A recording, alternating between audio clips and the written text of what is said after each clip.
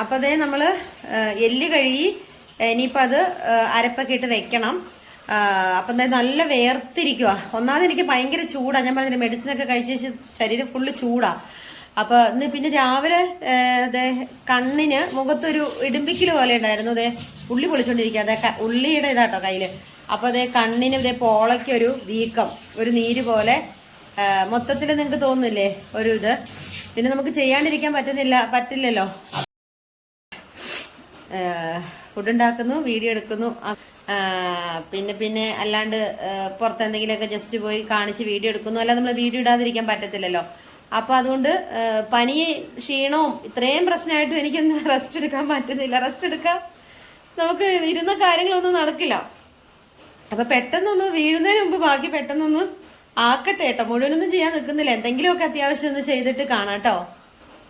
എല്ലും കപ്പയും കഴിക്കാൻ തോന്നിട്ട്. എല്ലും കപ്പയും നമ്മുടെ ഇവിടെ ഏഷ്യാഡ് എന്നൊക്കെ പറയും. എല്ലും കപ്പയും അത് നമ്മൾ മുഴന്തഞ്ച് മേടിച്ചാണ് സാധാരണ വെക്കാറ് കേട്ടോ. വാരിയിൽ മേടിച്ച് വെക്കും. നമ്മൾ മുഴന്തഞ്ചാണ് കൂടുതൽ മേടിക്കാറ്. അപ്പൊ നേരെ വിട്ടു. അതൊക്കെ മേടിച്ചു നേരെ വീട്ടിൽ വന്നപ്പോ ദേ കണ്ടോ കറണ്ടില്ല. പോയപ്പോഴും കറണ്ടില്ലായിരുന്നു. പിന്നെ എന്ത് ചെയ്യും എന്റെ ഈശ്വരാ. എന്നാ മൊബൈലിന്റെ ടോർച്ചും എമർജൻസി ഒക്കെ ആയിട്ട് വെക്കാലോ എന്ന് വിചാരിച്ചപ്പോ എന്റെ പ്രാർത്ഥന കേട്ടാന്ന് കറണ്ട് വന്നു. പിന്നെ കുറച്ച് പാത്രങ്ങൾ ഉണ്ടായിരുന്നു.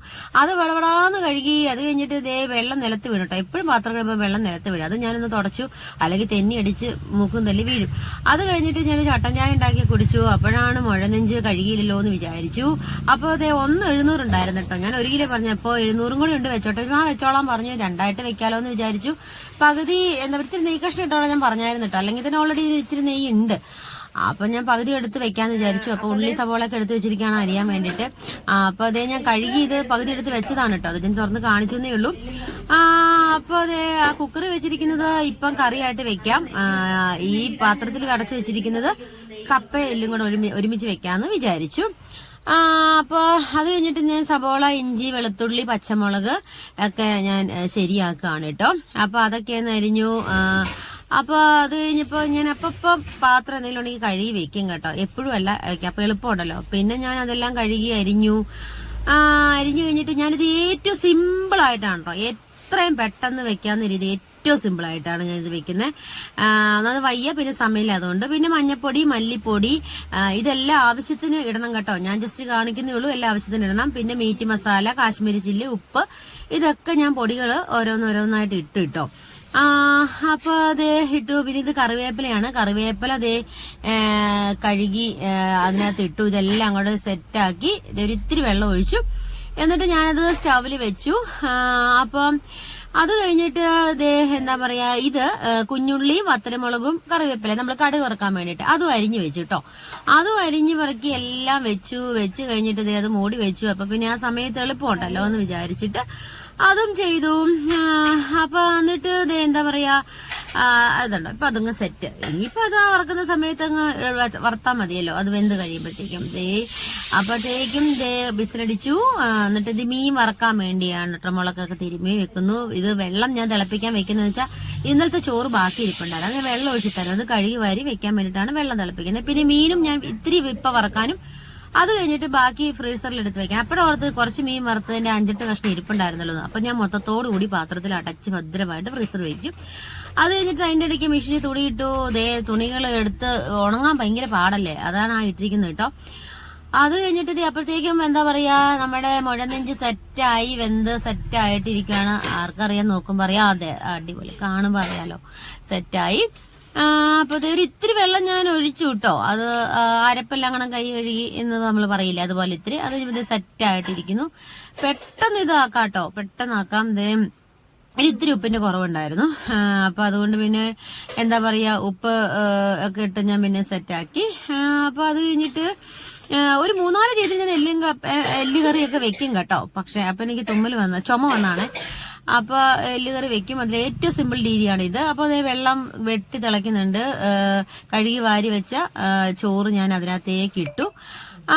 അപ്പൊ എന്താ പറയാ, നമ്മള് എന്താണ് അരിക്കൊക്കെ തീ വില. അപ്പൊ നമ്മളത് ഒരു പണി പോലും കളയാതിരിക്കണം അല്ലെ. അപ്പൊ അത് കഴിഞ്ഞിട്ട് ഞാൻ അപ്പൊ ഇത് കടുക് വറക്കുവാണ്. എന്തിന് കടുക് വറ നമ്മുടെ മുഴനെഞ്ചിന്. അപ്പൊ അരിഞ്ഞു വെച്ച വത്തലമുളകും കറിവേപ്പിലയും ഉള്ളിയും കൂടെ അതിനകത്തേക്ക് ഇട്ടു. കടുക് വറുത്തോണ്ടിരിക്കുന്നു. വറായില്ല, വറ അപ്പൊ അത് സ്റ്റൗ ഓഫ് ചെയ്തു, ഇതിനകത്തേക്ക് ഒഴിച്ചു. എന്നിട്ട് ഇത് ഇങ്ങനെ ചെയ്യാറുണ്ടോ നിങ്ങള്? അമ്മമാരൊക്കെ ഇങ്ങനെ ചെയ്യുന്നതിന്റെ മമ്മിയൊക്കെ ചെയ്യുന്ന കണ്ട് ഞാൻ പഠിച്ചാട്ടോ. അങ്ങനെ വെച്ചു ദേ അടിപൊളി സെറ്റായി. അപ്പത്തേക്കും ദേ ചോറ് വെട്ടി തിളച്ചു. ഉണക്കുകപ്പ നമ്മൾ വേവിക്കാൻ വേണ്ടി ദേ ഉണക്കുകപ്പ വെന്തു. അപ്പൊ അത് നമ്മൾ കപ്പ നേരത്തെ വേവിച്ച് വെച്ചായിരുന്നു കേട്ടോ. അപ്പൊ ഞാനത് പിന്നെ മുളകിട്ട് ഇളക്കിയെടുത്താണ്. അപ്പൊ ദേ അത് കഴിഞ്ഞിട്ട് ദേ ചോറ് വാർത്തിട്ടു. പിന്നെ എന്താ പറയാ, അപ്പൊ ഏകദേശമൊക്കെ സെറ്റായി. പിന്നെ അപ്പൊ നമ്മള് എന്താ പറയാ, കപ്പ കഴിക്കാൻ വേണ്ടി ഞാൻ കപ്പ കോരിയെടുത്തു. അപ്പൊ അതേ മുഴനെഞ്ച് നദി ഉണക്കപ്പയുടെ കൂടെ ഭയങ്കര ടേസ്റ്റ് ആട്ടോ, എല്ലുകറി ഒക്കെ.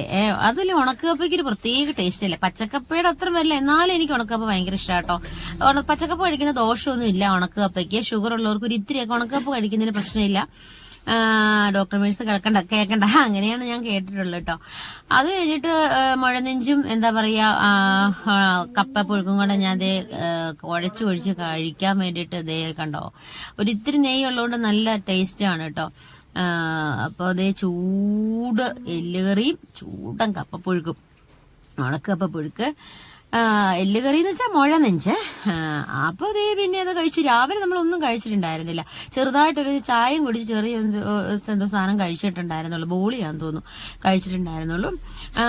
അപ്പൊ അതേ അപ്പൊ അത് കഴിഞ്ഞിട്ട് അയ്യോ ചാടിപ്പോയി. അത് കഴിഞ്ഞിട്ട് എന്താ പറയാ, കഴിച്ചോണ്ടേയിരുന്നു. ഈ ഉണക്ക് കപ്പയും മുഴനെഞ്ചും കൂടെ ഒരുമിച്ചിട്ട് വേവിക്കും കേട്ടോ, ഈ നമ്മള് കപ്പയെല്ലാം പച്ചക്കപ്പ വേവിക്കുന്ന പോലെ. അത് കഴിഞ്ഞിട്ട് ഇതേ കോഫി എടുത്തില്ലായിരുന്നു, ബ്രൂ എടുക്കാന്ന് വിചാരിച്ചു. ഇതേ ഗ്ലാസ് എടുത്തു, പൊടി കട്ട് ചെയ്തു, പൊടി ഇട്ടു, പഞ്ചസാര ഇട്ടു, തിളച്ച പാലൊഴിച്ചു. അത് കഴിഞ്ഞിട്ട് ഇതേ എന്താ പറയാ ഇളക്കി സെറ്റാക്കി ഇതേ ബ്രൂ കോഫി. അങ്ങനെ നല്ല സ്ട്രോങ് ബ്രൂ കോഫിയും കുടിച്ചു. അത് കഴിഞ്ഞിട്ട് തൂത്ത് തുടച്ചു. ഇനി കുളിക്കണം. അപ്പൊ അത്ര